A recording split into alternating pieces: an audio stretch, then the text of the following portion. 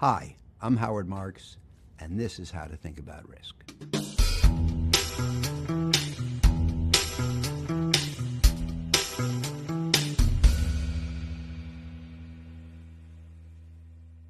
The title of this class is How to Think About Risk. That's an important title. Not what to think, how to think. The first question is, what is risk?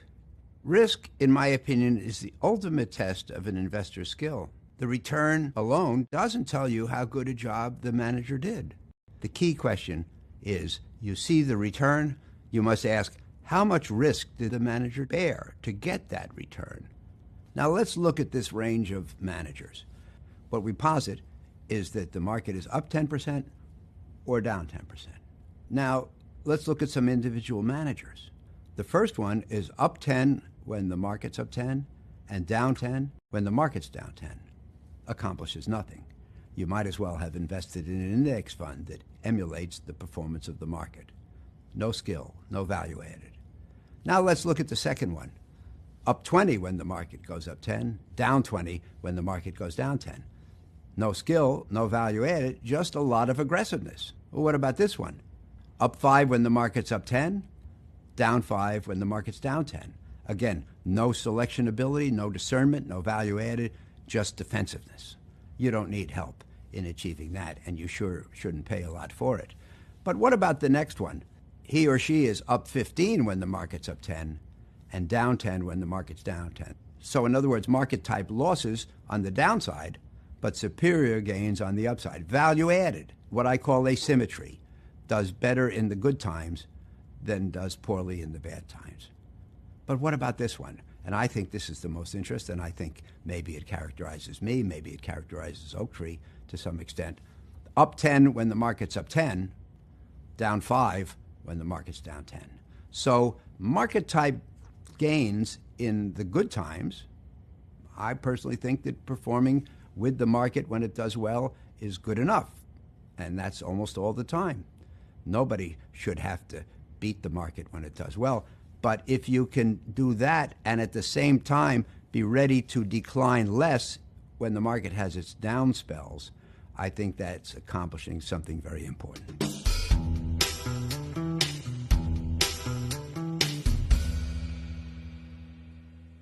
I believe that risk is not volatility.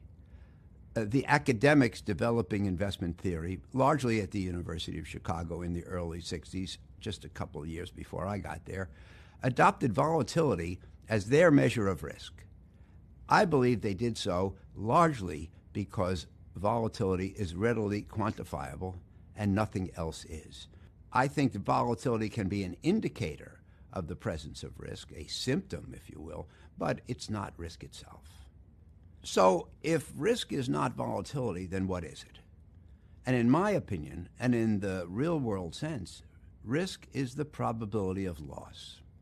I think this is what most people mean when they say risk, and I think that this is what people demand compensation for if they're going to bear it.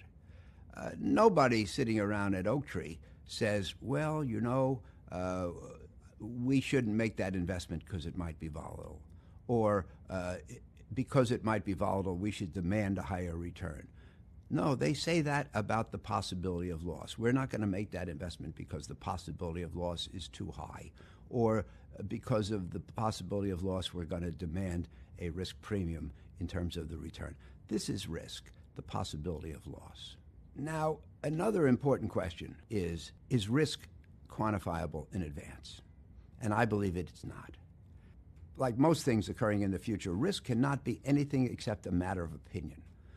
I was writing my first memo about risk in 2006. I wrote about my belief that risk is not quantifiable in advance.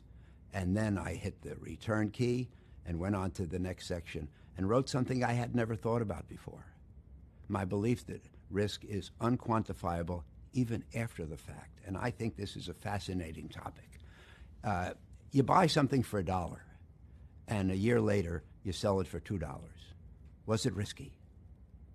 And the interesting thing is that you can't tell from the outcome. A profitable investment may or may not have been risky. Was it a safe investment that, in the case of my example, was sure to double? Or was it a risky investment where you got lucky in terms of the outcome? And as I say, you can't tell from the outcome. The bottom line is, to me, it's impossible to quantify risk in advance or even in hindsight.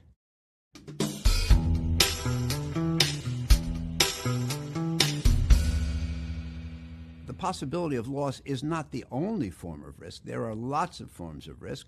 My last memo on the general subject, it's called Risk Revisited Again.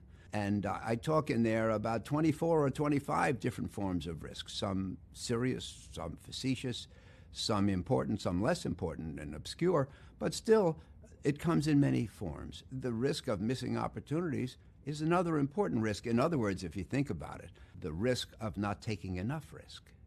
Another really important form of risk, I think one of the key risks in investing, is the chance of being forced out at the bottom. Which is a bigger mistake, buying at the high and seeing a decline, or selling out at the low and missing out on the recovery? Clearly, it's the latter.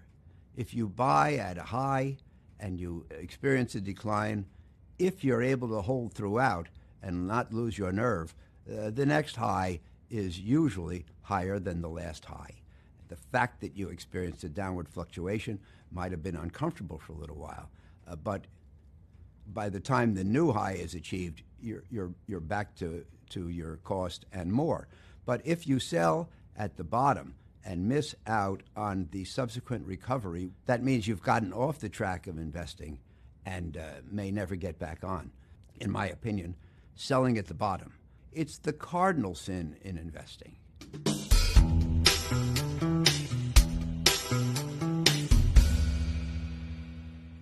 Now I want to get a little philosophical. One of my great heroes, Peter Bernstein, probably the best thinker in a philosophic sense and a real investment sage who sadly passed away around 2009, once said, essentially, risk says we don't know what's going to happen. We walk every moment into the unknown. He said there's a range of outcomes, and we don't know where the actual outcome is going to fall within the range. And often we don't know what the range is. So in other words, we have ignorance to varying degrees about what the future holds. And it is from this ignorance that risk ensues. If we knew what was going to happen, by definition, there would be no risk. In the memo that I mentioned before, Risk Revisited Again, there's a great quote that I got from a Peter Bernstein memo. And I thought it was so important that I took it over word for word in my memo. It's from G.K. Chesterton, who was an English writer, and he said the following, and I'm going to give it to you word for word because it's so important.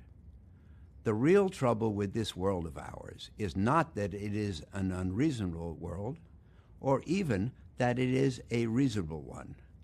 The commonest kind of trouble is that it is nearly reasonable, but not quite.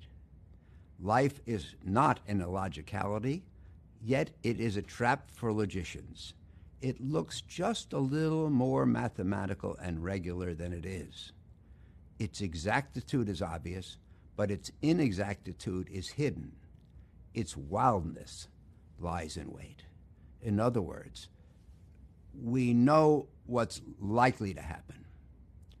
We know the other things that probably could happen instead. We have little appreciation for the things that are highly unlikely to happen, but could. And these are what we call in modern day terms the tail events. My friend Rick Kane once said that 96% of financial history has occurred within 2 standard deviations, but everything interesting has happened outside of 2 standard deviations. That's the wild part.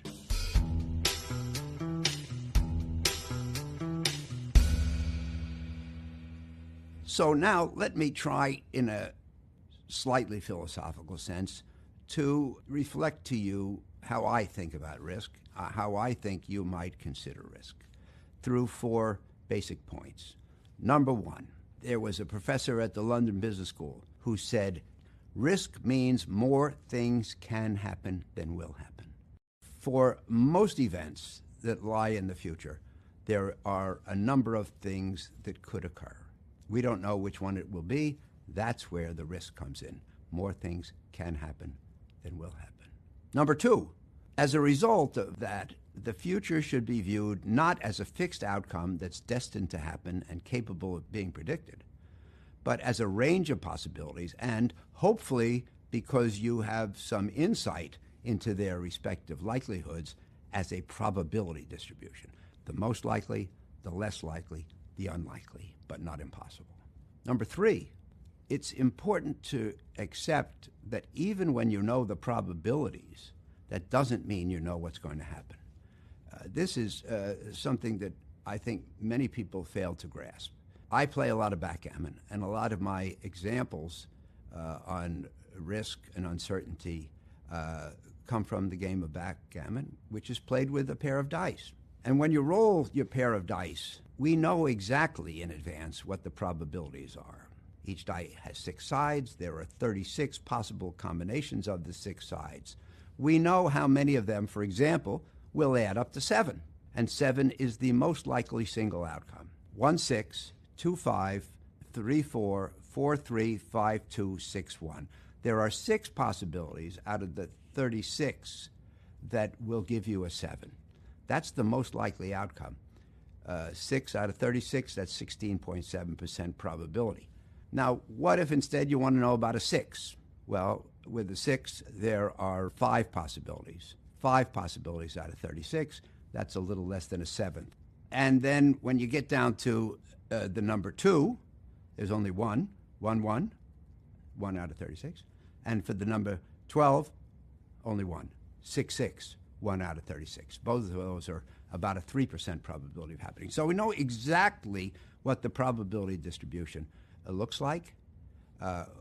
We know what's the most likely, the other likely possibilities, and the unlikely possibilities. We still don't know what's going to happen. So knowing the probabilities does not eliminate the uncertainty. I work with a professor at Wharton named Chris Getze, and the way he put it to me one time, we live in the sample, not the universe. In other words, the universe statistics, like I just explained for the dice, determine the things that could happen, and maybe they're a possibility.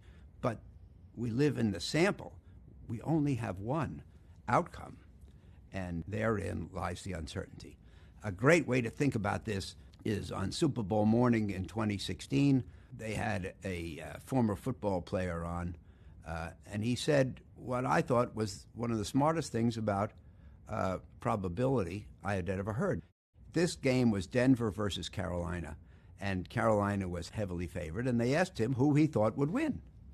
And he said the following: Carolina wins 8 times out of 10. This could be one of the two. Now, this gives you the essence of probability and the essence of risk. Most people, if they hear that something's 80% likely to happen, they say, well, then I guess we know what's going to happen. I guess they might as well not play the game. No, 80% likely means that the other team should win 1 game out of 5. So we have to play the game because we have to figure out which game this will be. And that leads to number 4. I take Dimson's statement that risk means more things can happen than will happen, and I turn it over.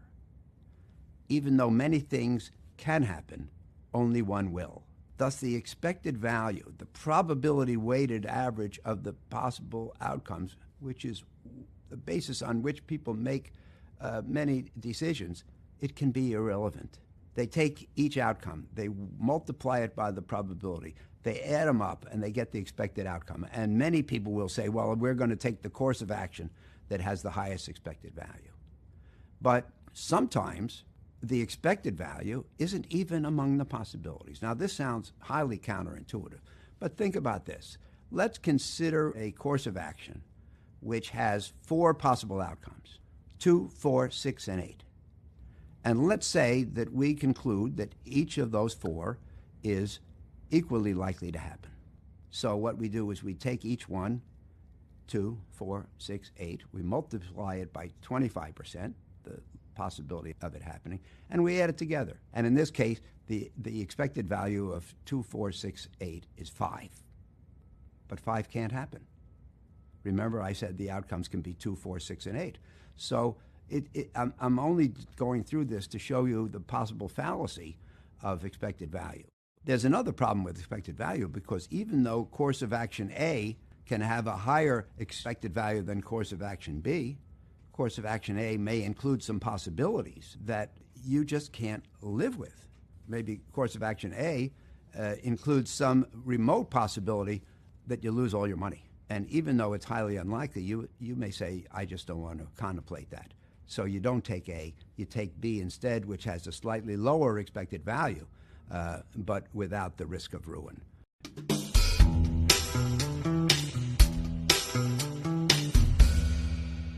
Now, moving on a little bit to talk about the character of risk, I think it's interesting to note that risk is counterintuitive. They did an experiment in the town of Drachten, Holland. They took away all the traffic lights, traffic signs, and road markings. What do you think happened to the level of accidents and fatalities? It went down. How could it possibly have gone down when all the road aids were gone? And the answer is people said, oh, there are no more traffic signs, traffic lights, or road markings. I'd better drive more carefully. On the other hand, Jill Fredson is an expert on avalanches, and she said that better gear is created every year, which makes it easier and more feasible to climb, and yet the risk, the number of fatalities and accidents in climbing doesn't go down. How can that be? Obviously, counterintuitive. People see that better gear is being invented, and they say, well, since we have better gear, we can do riskier things. And the level of accidents and fatalities is maintained even in spite of the arrival of better gear. So if you think about those two examples, you realize that the risk of an activity doesn't just lie in the activity in itself, but importantly, in how the participants approach it. The degree of risk present in a market or in an investment doesn't come just from the market or the investment, but how people participate in that investment. And if they conclude that the market has become safer, they may say that that frees them to do riskier things. And that's why I believe that risk is low when investors behave prudently and high when they don't. Just as risk is counterintuitive, I believe that risk is perverse. As I said, the riskiest thing in the world is the belief that there's no risk. A high level of risk consciousness, on the other hand, tends to mitigate risk. So when people say, well, that's really risky, if they take a cautious approach, then it becomes safe. As an asset declines in price, most people say, oh, it's risky, look how it's falling. But with the lower price, it actually becomes less risky. As an asset appreciates, most people say, that's a great asset, look how well it's doing. But the rising price makes it riskier. So again, perverse. And this perversity is one of the main things that render most people incapable of understanding risk. I think it's important to grasp a concept. Risk is hidden, and risk is deceptive. Loss is what happens when risk, the potential for loss, collides with negative events. You know, Buffett says everything the greatest, and he said that it's only when the tide goes out that we find out who's been swimming naked. It's only in times of testing that investors and their strategies are examined for the risk they really held. An example of that I wrote in my book, The Most Important Thing. Those of us who live in California, as I did at the time, our houses might contain a construction flaw. But if all is well, that flaw sits there for year after year and doesn't produce any loss. It's only when the earthquakes occur that the house is tested and the flaws are disclosed, and the risk, the potential for loss, turns into actual loss. So similarly, an investment can be risky, but if it only exists in salutary environments, it may look like a winner for a long time, and it may look safe for a long time. The fact that an investment is susceptible to a risk that occurs extremely rarely what I call an improbable disaster, what Nassim Nicholas Taleb called the black swan in his excellent book. The infrequency of loss can make it appear that the investment is safer than it really is. And of course, that's an entirely risky conclusion. So the infrequency with which risk turns into loss can be deceptive and cause people to underrate the risk involved in an activity.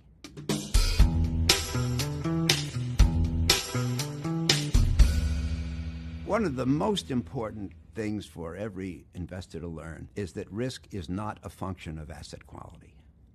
This, too, sounds counterintuitive. There's a belief that high-quality assets are safe and low-quality assets are risky. I believe quite the opposite. A high-quality asset can be priced so high that it's risky. I came to work in this industry in September of 1969.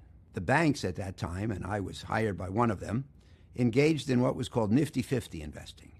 They invested in what were considered to be the 50 best and fastest growing companies in America. Companies so good that nothing bad could ever happen, and there was no price too high for their stocks. And if you bought those great companies the day I got to work in September of 1969, and if you held their stocks tenaciously for the next 5 years, you lost more than 90% of your money because the prices paid were just too high and unsustainable, and roughly half of those companies did run into serious fundamental problems. Their quality alone, or their perceived quality, did not impart to them the safety that people thought it would, and in fact, because people thought they were so safe, they bid them up to prices which in fact made them risky. On the other hand, a low-quality asset can be cheap enough to be safe. Again, this seems counterintuitive and maybe even perverse. When I left the world of equities in 1978, I was asked by Citibank to start their activity in high-yield bonds. And now I was investing in the lowest quality public companies in America and making money steadily and safely. The juxtaposition of these events taught me an important lesson that I want to share with you so that you don't have to learn it firsthand. My conclusion was, it's not what you buy, it's what you pay. And investment success doesn't come from buying good things, but from buying things well. And if you don't know the difference, you have to study up. There are no assets that are so good that they can't become overpriced and dangerous. There are very few assets that are so bad that they can't be cheap enough to be attractive as investments. So this is a simple concept, it sounds like to me, but I hope you'll spend a lot of time thinking about its consequences.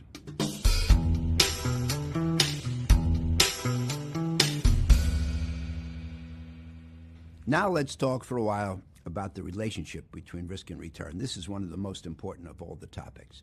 When I got to University of Chicago, the Chicago School of Theory with regard to investment had just been developed mostly between 62 and 64, and I arrived in 67.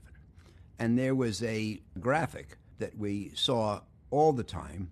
It shows return on the vertical axis, risk on the horizontal axis, and an upward sloping line to the right. We call that a positive correlation. One goes up, the other goes up as well. Now, most people would look at that graphic and say, well, that means two things, that riskier assets have higher returns, and if you want to make more money, the way to do it is to take more risk. I think that's a terrible formulation. Very simply, if it were true that riskier assets produce higher returns, then they wouldn't be riskier, would they? So that can't be the right explanation. What the upward sloping line, the positive correlation, means is that investments that are perceived as being risky have to be perceived as offering higher returns to induce people to make those investments. That makes perfect sense. The only thing is they don't have to deliver. And it's from the possibility that the projected returns will not be delivered that the risk ensues. When you look at the old graph, the linearity of the relationship between risk and return implies a dependable relationship. And I've always felt that that was misleading. I was never happy when I got out into the real world and had to live with the consequences. And so I developed my own version of that chart. I took some little bell-shaped probability distributions and I turned them on their side and I superimposed them on the same line. It's the same underlying line, just now with some embellishment. With the old graph, as you moved from left to right, the risk increased and the return increased. But with this new graph, as you move from left to right, the expected return increases just as it did in the old one. But at the same time, the range of possibilities becomes wider and the worst outcomes become worse. That's risk. This is the way to think about the risk-return relationship.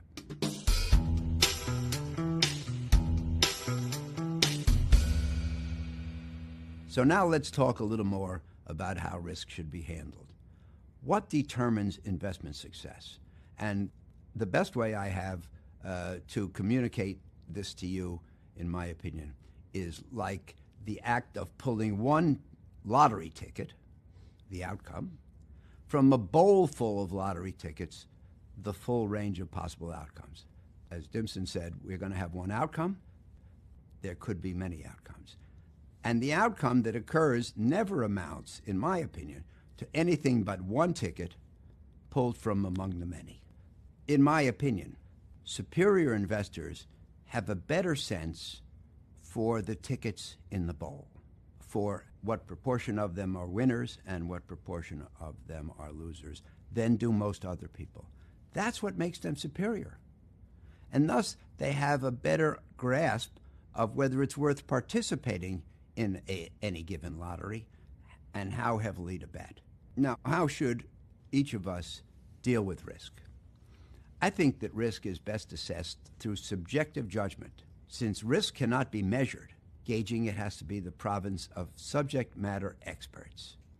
And I'm clearly jaundiced on the subject of quantification.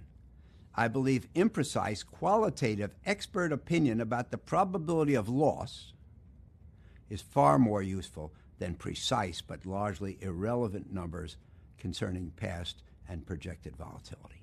So, what is the essence of risk management? Peter Bernstein, again, my hero.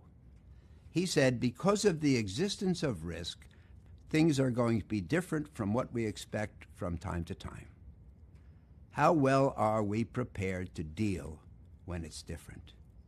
This is a great formulation. There's no challenge dealing with the events when they turn out as we expected. The question is, are we prepared for when they don't turn out as expected? According to Bernstein, risk just means things are uncertain. Good things can happen as well as bad things. But I think the definition of risk should emphasize the bad things. And thus I would say risk is the possibility that from the range of uncertain outcomes, an unfavorable one will be the one that materializes. It can consist of suffering a permanent loss of capital when bad things happen. It can also consist of missing out on gains when good things happen. These things have to be balanced. Let's say you think that if you buy something today, there's a 1/3 chance it'll be down in 6 or 12 months. What will you do about that risk? Many people will say, well, I just wouldn't buy it. But what do you do about the other 2/3, the chance that it'll be up in 6 to 12 months? How do you balance the two risks? And, you know, in the real world, we can't make decisions in one dimension. We basically have to balance. I think that risk is something that should be dealt with constantly, continuously, not sporadically.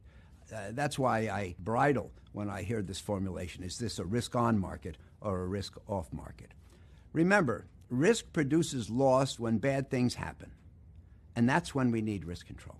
But I believe we never know when bad things will happen, and thus when risk control will be needed. I think the right model for thinking about whether we need risk control isn't American football, it's soccer. In American football, the team with the ball has the offense on the field. They have 4 tries to go 10 yards. If they go 10 yards, they get 4 more tries to go 10 more yards, and if they can keep doing it, they eventually score. But if the team doesn't go 10 yards in 4 tries, the referee blows the whistle. the ball goes over to the other team, and they try to go 10 yards in 4 tries in the opposite direction.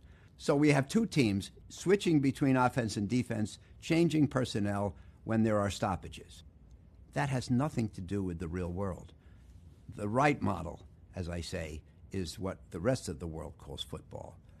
The same 11 people mostly play the whole game. Nobody tells you when to be on offense or defense, and there are very few stoppages in which to adjust tactics and personnel. That's the real world. In investing, one of the key decisions is when to be on offense, when to be on defense, how much to allocate to each of those. But nobody tells you when to do it, and nobody stops the game to give you time. I think the best model for investing and risk management is automobile insurance. We all drive, we all have cars, we all have insurance on our cars, but I don't think any of us get to the end of a year and say, I wish I hadn't had insurance because I didn't have an accident. We like having insurance for the safety it gives us, regardless of whether or not we have an accident in a particular year. I think about the intelligent bearing of risk for profit. Back in 1981, I was interviewed by one of the first cable networks, and the reporter said to me, how can you invest in high-yield bonds when you know some of them are going to go bankrupt? And for some reason, I was able to come up with the right answer on the spot. I said, the most conservative companies in America are the life insurance companies. How can they insure people's lives when they know they're all going to die? And I think it's an interesting question. But the life insurance company is, number one, taking a risk that it's aware of. They're not shocked when somebody dies. That's the way it goes. Number two, they take a risk they can analyze. And when I was a young man and got my first insurance policy, they sent a doctor to my house to see if I was healthy. Number three, they take a risk that can be diversified. So no life insurance companies insure just smokers or just people who live on the San Andreas Fault or just skydivers, just young people or just old people. They have a mix, a diversified portfolio, and they take a risk that they're well paid to bear. They figure out the probability of what they're going to have to pay you based on actuarial assumptions. They allow some windage for the uncertainty, and then they charge you a premium. We do the same. We take credit risk that we're aware of. We analyze it. We take a risk that we can diversify. We have large numbers of holdings in every portfolio which respond to different factors, and it's a risk we're well paid to bear.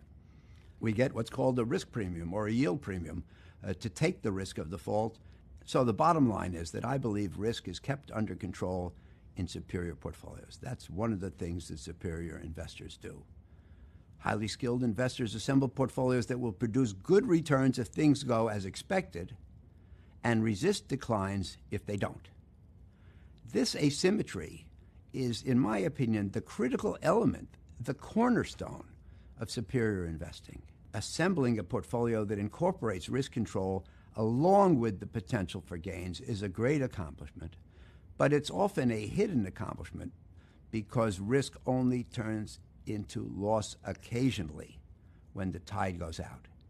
But the prudent investor, and hopefully his or her clients, knows that risk is being controlled even at times when it doesn't come to the surface.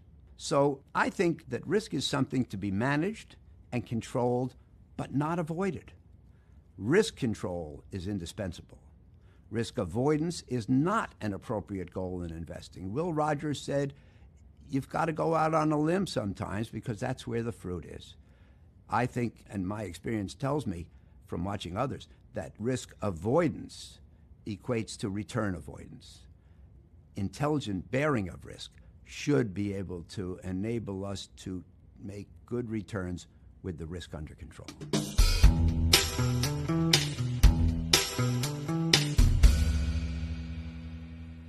So, what's the bottom line of all that foregoing? You shouldn't expect to make money without bearing risk. You shouldn't expect to make money just for bearing risk. Risk is best handled on the basis of accurate, subjective judgments made by experienced, expert investors who emphasize risk consciousness. The great challenge in investing is to limit uncertainty and still maintain substantial potential for gains.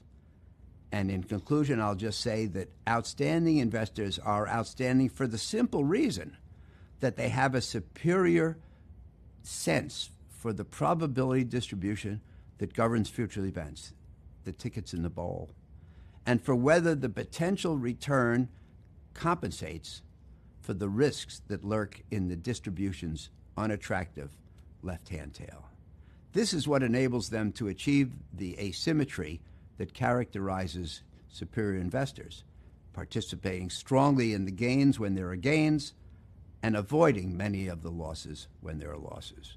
I hope the foregoing discussion will help you be among them.